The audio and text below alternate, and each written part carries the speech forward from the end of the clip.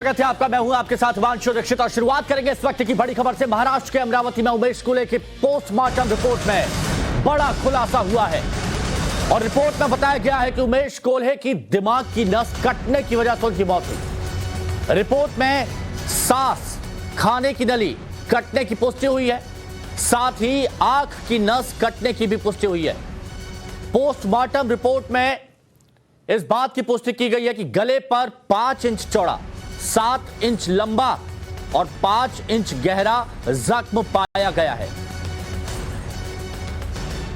तो उमेश कोल्हे की postmortem report आ गई है और पोस्टमार्टम रिपोर्ट में हम आपको बताएंगे कि क्या खुलासा हुआ है और यह जानना बेहद जरूरी है कि पोस्टमार्टम रिपोर्ट में क्या कहा गया है। दिमाग की नस कटने की वजह से, दिमाग की नस कटने की वजह से मौत हुई है। बहुत ज्यादा रक्तस्राव हुआ, सांस और खाने की जो नली होती है वो भी कटी थी। यह पोस्टमार्टम रिपोर्ट में खुलासा हुआ। इसके साथ ही जो आंख की नस होती है वो भी कटने की पुष्टि हुई है पोस्टमार्टम रिपोर्ट में, जब डॉक्टरों ने पोस्टमार्टम किया तो।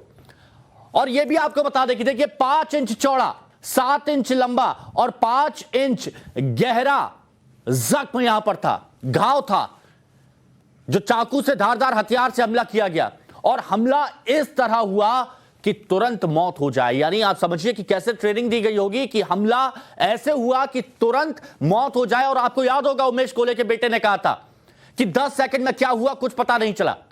10 सेकंड में हमलावर आए, हत्या की और वहां से फरार हो गए।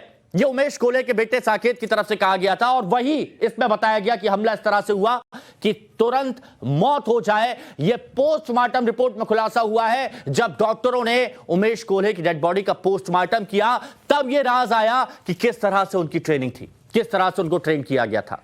उमेश कोल्हे की पोस्टमार्टम रिपोर्ट, क्या खुलासे हुए, यह टाइम्स नाउ नवभारत ने आपको बताया कि दिमाग की नस कटने से उमेश कोल्हे की मौत हुई। इतना ही नहीं, जिस नली से सांस लेते हैं वो भी कटी हुई थी, खाने की जो नली वो भी कटी हुई थी और आंख की जो नस होती है वो भी कटी हुई थी। 5 इंच चौड़ा, 7 इंच लंबा और 5 इंच गहरा जख्म यहां पर हमलावरों ने किया। गले की बात की जा रही है, जो बार बार गले को टारगेट किया जा रहा है। उदयपुर में आपने देखा होगा कि गले पर ही कम से कम 8 से 9 कन्हैया लाल की डेड बॉडी की बात की जा रही है। कन्हैया लाल के गले पर ही 8 से 9 वार किए गए थे ताकि तुरंत उसकी मौत हो। बहुत ज्यादा खून बहा, मौत हो गई। और यहां पर भी गले पर सबसे पहले निशाना बनाया गया आरोपियों की तरफ से, हमलावरों की तरफ से। हत्यारों ने सबसे पहले गले को टारगेट किया। पोस्टमार्टम रिपोर्ट की बारीकी से एक एक बात आपको बता रहे हैं, एक एक पॉइंट जो डॉक्टरों ने यहां पर पोस्टमार्टम रिपोर्ट में पुष्टि की है कि आंख की नस कटी है, 5 इंच चौड़ा, 7 इंच लंबा, 5 इंच गहरा जख्म हुआ है। और सोचिए कि कितने दुर्दांत ये लोग थे कि हमला इस तरह किया कि तुरंत उमेश कोल्हे की मौत हो जाए। और यह बात उमेश कोल्हे के बेटे साकेत ने भी कहा था कि 10 सेकंड में उनके पिता की मौत हो गई थी। क्या हुआ कुछ पता नहीं चला। अचानक आते हैं, रोकते हैं, चाकू से एक के बाद एक वार करते हैं गले पर, गर्दन पर। और अब जो खबर आ रही है कि 16 साल पुराना एक दोस्त था, 16 साल पुराना दोस्त, उस दोस्त ने धोखा दिया, उस दोस्त ने दगाबाजी की। शिवानी हमारी सहयोगी इस वक्त हमारे साथ जुड़ी हुई हैं। शिवानी, पोस्टमार्टम रिपोर्ट में खुलासा हुआ है कि इस तरह से हमला किया गया कि तुरंत उमेश कोल्हे की मौत हो जाए। उनके बेटे ने भी बताया था कि 10 सेकंड में इस पूरी वारदात को अंजाम दिया था। हमलावरों ने वहां से फरार हो गए थे, कुछ समझ नहीं पाए थे। यानी पहले से ट्रेन थे पूरी तरह से। ये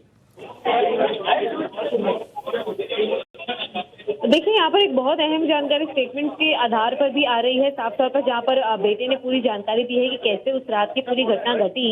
लेकिन साफ तौर पर जो इल्जामात हैं वो अभी भी पुलिस पर बरकरार हैं और कहा जा सकता है कि कहीं ना कहीं जो पुलिस ने केस को चेंज करने की भूमिका यहाँ पर निभाई है वो अब उनको कहीं ना कहीं भारी पड़ेगी, क्योंकि अब एनआईए ने जब केस रजिस्टर कर लिया है तो एनआईए पुलिस की भी स्टेटमेंट को लेगी अपने हाथों में और एनआईए आगे की भी जो जांच है वो पूरी करेगी, क्योंकि सिर्फ टेरर एंगल को वो नहीं जांचेंगे, वो इस चीज को भी देखने की पूरी कोशिश करेंगे कि 7 दिनों के भीतर, जब इन्होंने इस मौका वारदात को पूरा अंजाम दे दिया था, पुलिस ने जब इनको अरेस्ट नहीं किया इतने दिनों तक, तो 7 दिनों तक ये जब खुलेआम घूम रहे थे तो जाहिर सी बात है कि और कोई प्लानिंग और प्लॉटिंग इन्होंने जरूर की होगी। तो वो क्या कुछ था इन 7 दिनों के भीतर, ये किन लोगों के कनेक्शन में थे, क्या उसके अंदर कोई टेरर एक्टिविटी नजर आ रही है नहीं है, इन सारी चीजों की जांच होगी। लेकिन साफ तौर पर कहा जा सकता है कि पुलिस की जवाबदेही काफी ज्यादा बढ़ जाती है कि देर से एक्शन क्यों हुआ और क्यों मामले को अलग तरीके से पेश करके सभी के सामने रखा गया, जिससे कि सच इतने दिनों तक छुपा रहा।